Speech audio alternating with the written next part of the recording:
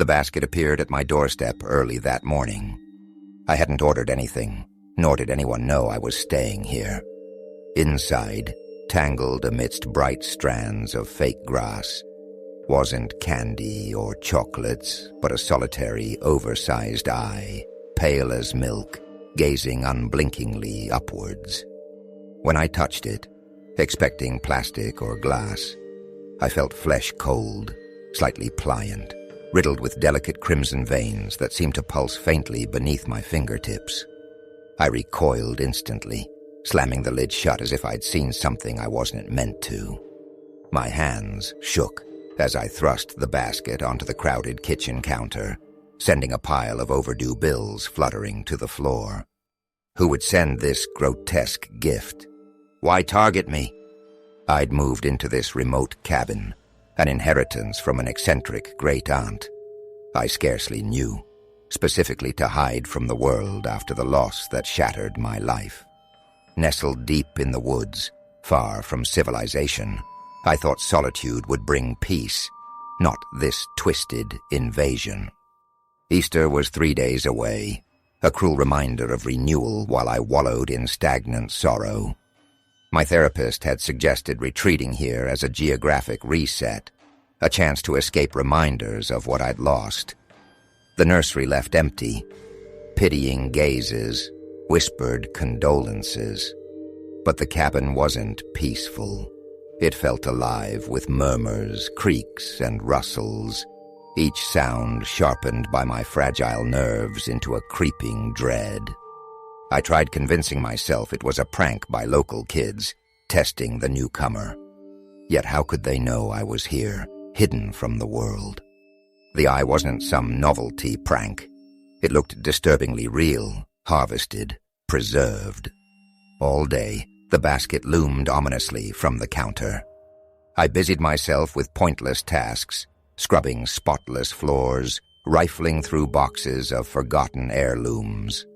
Dust particles swirled lazily in shafts of sunlight, revealing faded wallpaper that twisted into strange patterns when stared at too long. The air reeked faintly of mildew, rot, and a cloying sweetness like wilted blossoms. At twilight, when shadows stretched long and purple across the woods, strange noises began. Not typical house-settling creaks, this was different.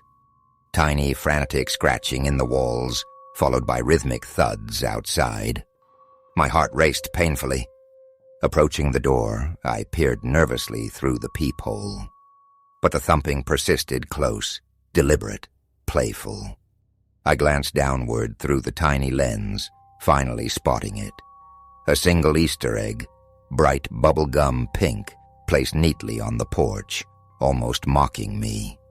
Sleep offered no relief, only dreams swirling in garish pastels that suffocated me.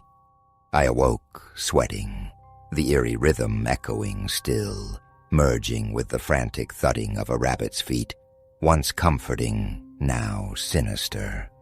More eggs appeared, one lodged ominously in my boot. Pale yellow. Another perched precariously on the narrow bathroom mirror ledge. A sickly bluish hue, reminiscent of lifeless robin's eggs. Heavy, unnaturally cool, each egg felt like a threat. Gathering them with tongs, I placed them in a metal pail, determined to bury them deep in the forest. Yet, the prickling sensation of unseen eyes intensified, as if the woods themselves pressed closer, branches clawing hungrily at the cabin. My paranoia escalated. I compulsively checked locks, scanned shadowy corners, and jumped at every sound. Rational thought begged me to dismiss this as stress-induced delusion, yet physical proof, the basket, eggs, suggested otherwise. Searching desperately through attic boxes for answers, I stumbled upon an unsettling childhood drawing tucked within a photo album. The crude sketch depicted a towering rabbit figure with impossibly long ears beside a crying child, clutching a vibrantly painted egg. Jagged trees enclosed them ominously, captioned in childish handwriting. The Easter Man sees. Fear constricted my throat. Easter Man, not Easter Bunny. Something dark lurked behind this childish misnomer. That evening, whispering joined the skittering sounds in the walls, faint yet malevolent, as though the house itself conspired against me. Terror surged, forcing me towards escape. Flinging open the door, I froze.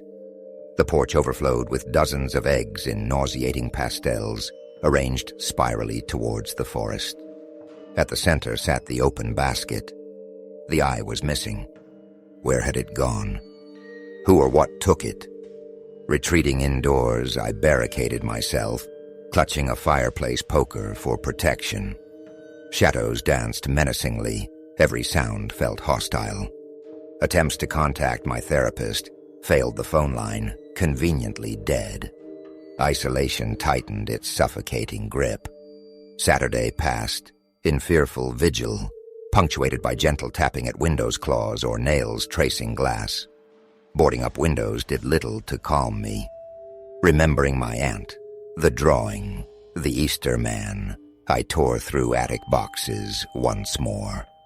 Finally, behind decaying blankets, I discovered my great-aunt's diary, its contents shifting from mundane routines to frantic scribbles describing the same horrors. Pastel eggs, whispered voices, a stalking presence. It arrives each spring, she wrote. Ancient, hungry for connections, it collects things living, shiny, hidden inside eggs. It found its way inside last year. Such pretty colors. Her final words faded into smudged terror. A scraping noise below snapped my focus. Clutching the diary, I descended warily, heart thumping painfully. In the living room's moonlit gloom stood a massive egg, grotesquely beautiful in swirling pastel shades. As I watched, a crack split its shell, spiderwebbing outward. Something was emerging. A pale limb, impossibly long, ending in clawed fingers, reached outward. Slowly, a hideous rabbit-like head appeared, elongated skull, fur sparse and patchy, empty eye sockets dripping black ichor. It grinned hideously, teeth needle-sharp, whispering dryly, "Found you." Frozen in terror, I glimpsed the milky eye cradled gently in its palm. A gift. Panic finally propelled me to move, but too slowly. It lunged, grasping my wrist, whispering promises of pastel-colored rebirth.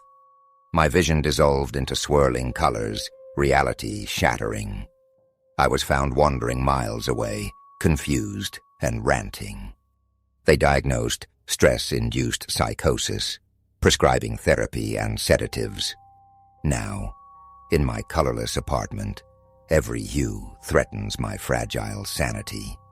Eggs appear mysteriously, mirrors betray fleeting, terrifying reflections, and each spring, pastel shades awaken an inexplicable longing mixed with dread. Deep down, I know it's waiting patient, persistent, promising rebirth through colors I've come to fear but might someday accept.